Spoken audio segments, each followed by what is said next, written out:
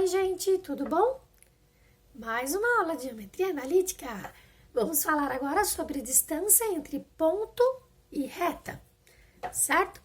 Aí vocês vão falar assim, nossa, Pro, aqui tem o plano cartesiano, uma reta R, ponto A.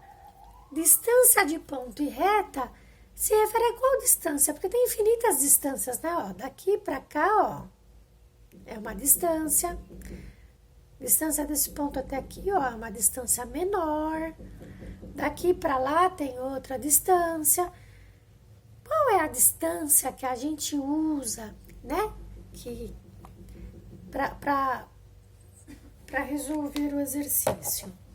Sempre que a gente fala distância de ponto a reta, sempre é aquela distância que vai formar 90 graus com a reta, certo? Sempre é a distância que vai formar 90 graus com a reta, ou seja, é a menor das distâncias que temos, certo?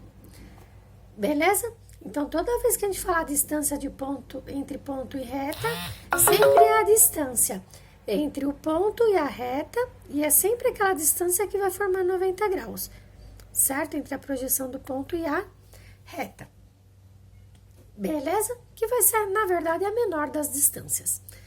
Bom, a distância entre ponto e reta é dada por essa formulazinha aqui, ó.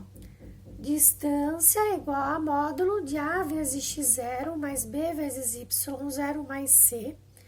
Dentro do módulo, porque como eu falo de distância, sempre tem que ser um valor positivo, certo? Sobre raiz quadrada de A ao quadrado mais B ao quadrado. Aqui, naturalmente, já vai sair um número positivo, né? Por isso que não tem módulo. Então, vamos ver quem são x0, y0, A, B e C. Quando a gente fala de ponto, sempre o ponto tem as coordenadas, o x e o y. Aqui, adaptando as coordenadas aqui nessa formulazinha, o x0 e o y0 são as coordenadas do ponto, sempre, tá? Certo? Se eu estiver falando de x de ponto A, pode ser xa e YA, então aqui é xa e YA. Se eu estiver falando de ponto B, pode ser xb e YB. Aqui também, xb e YB. Mas formalizando, normalmente todo mundo usa x0 e y0, qualquer que seja o nome do ponto, certo? Então, o x0 e y0 que temos aqui na fórmula sempre são as coordenadas do ponto.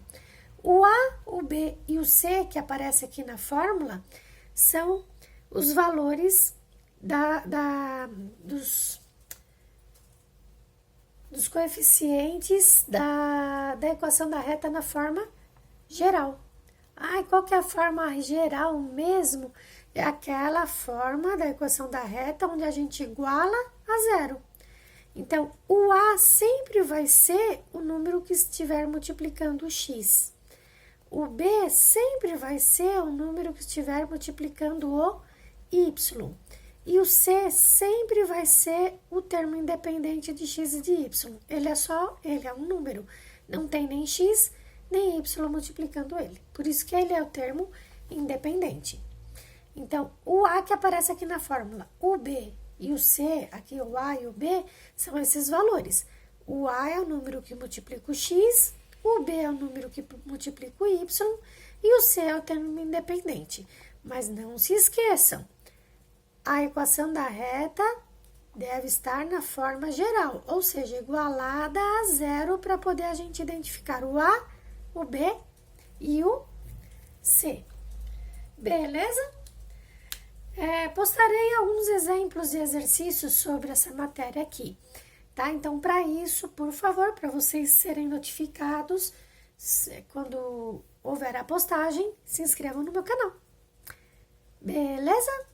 Um beijo, bom estudo para todos!